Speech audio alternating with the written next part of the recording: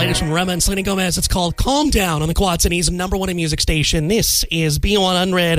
It's Connor. Kenny telling Mother Nature to calm down in the next 12 hours is not a thing because a snowstorm is on the way, Mr. Kyle Kiel. Yeah, tell us, really, we're talking about this winter storm. It's going to impact really a majority of eastern Iowa, a little bit into western, northwestern Illinois.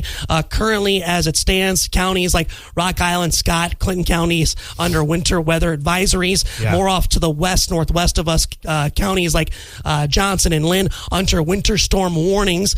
Tell us the timing of it here in the TV6 and B100 listening area. Yeah, so for our viewing and listening areas, it's going to come mainly probably right around sunrise or so. We're looking at in the metro quad cities between 6 and 8 a.m. is when that snow's going to really get started. And we have to watch out areas to the south toward maybe Aledo, Galesburg, Princeton.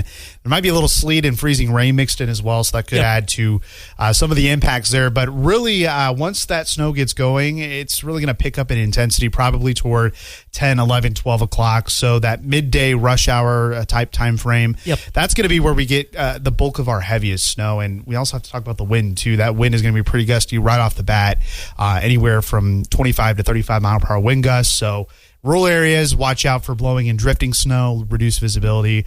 It's going to be slick regardless if you're in the winter weather advisory or winter storm warning. Yeah, and really looking at your guys' forecast at KWQC.com, this storm and kind of the trajectory of it really going to impact that 380-80 corridor area, moving in a kind of, is it more northeastern direction? Yeah, that low pressure is going to move more to the north and east. So any shift in that low pressure could mean the difference of a couple of inches of snow.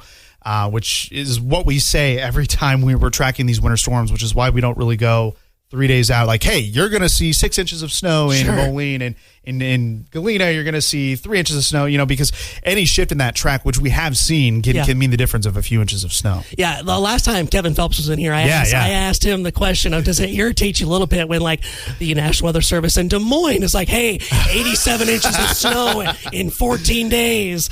Does that get a little frustrating on social media and online sometimes? Online, yes. I mean, people get so wrapped up in these headlines and stuff, but, the folks at the National Weather Service do a really great job. We're really good partners with them at KWQC. I was just there last week doing a story with them, and they do great work.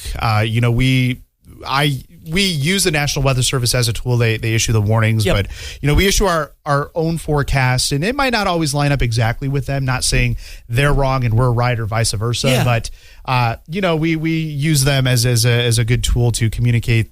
We all have the same job. We want to communicate the impacts of a winter storm. So our forecast might vary by an inch or two, but really what we want to hone in on are the impacts. If it were up to us, we've had many discussions at KWQC, just saying, hey, it's going to snow and the roads are going to be a mess. If we could just say that without throwing out, hey, 1 to 3 inches, 3 to 6 inches, that would be fantastic. Be easy peasy. Hey, we can't get away with that, right? Essentially, see, you guys throw all the technical things. That's what I say. Exactly. Just, hey, you know what? Snow, roads, stay home. It's just easier to do it that way. Exactly. So really, again, kind of just a recap, snow kicking in the QC Metro tomorrow between, like you said, around sunrise, between 6 and 8 a.m.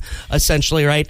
Exactly. And then heavier part of it around lunchtime, and then kind of things tapering off towards the end of the day. Yeah, probably at 4 or 5 o'clock, we should start to see that snow lighten up and move off to the east. And then it'll get really cold here on Friday. And then, hey, guess what? We're back to the 40s to near 50 this weekend. So that snow is going to melt fairly quickly. Depending on how quickly we melt, we might be talking close to 50 later in the weekend. But that remains to be seen. So kind of a roller coaster ride of weather we've been on here really the last couple of weeks. Yeah, it sounds literally deja vu from last week. Yes, well, Kyle Kiel, thank you so much for coming and joining me. Hey, this was fun. I wanted to see you guys more often this winter to talk about more storms, but I guess the good news is this winter's been pretty moderate and mild, so we will take it. Meteorologist Kyle Kiel from KWQC-TV6, our weather and news partners right down the hill on Brady Street. Yes. We have all the details, everything that they said. We just kind of slapped it on the B100 app. So thank you so much, Kyle. Yeah, you're welcome. Thank you. Don't go anywhere. We're kicking off 10 in a row with Metro Boomin' on B100.